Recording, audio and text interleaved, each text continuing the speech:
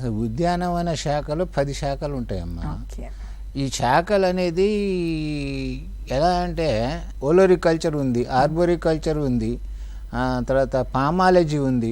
Palmology అంటే పండ్ల గురించి, ఓలోరికల్చర్ అంటే కూరగాయల గురించి, ఫ్లోరికల్చర్ అంటే పూల గురించి, ఆర్బోరికల్చర్ అంటే మన వైనాలజీ అంటే ఈ వైన్స్ తయారు చేయటం, వీటికల్చర్ అంటే గ్రేప్స్ గురించి. అసలు గ్రేప్సే మర్చిపోయినాం.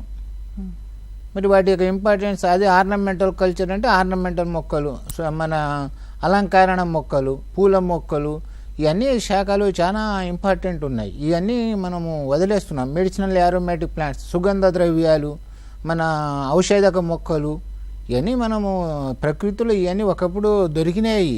వాటిని మనం ఏం చేశాము, ప్రకృతిలో దొరికిన వాటిని వాటికి ఆ అడవిలో వాళ్ళ ఆరిజిన్ ఏంటి, అడవిలో ఉండేవి.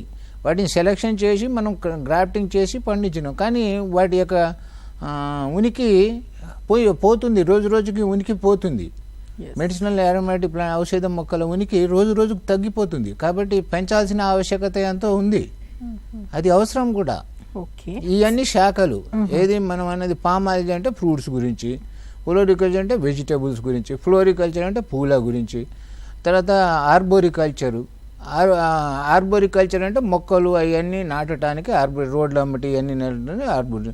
తర్వాత అంకాలజీ అని, తర్వాత ఎపికల్చర్ అంటే హనీబీస్ పెంచటం.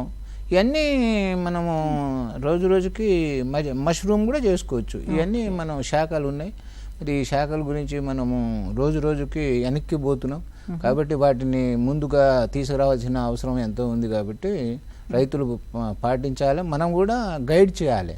ఎక్స్టెన్షన్ మనము సజెషన్స్ ఇవ్వాలి.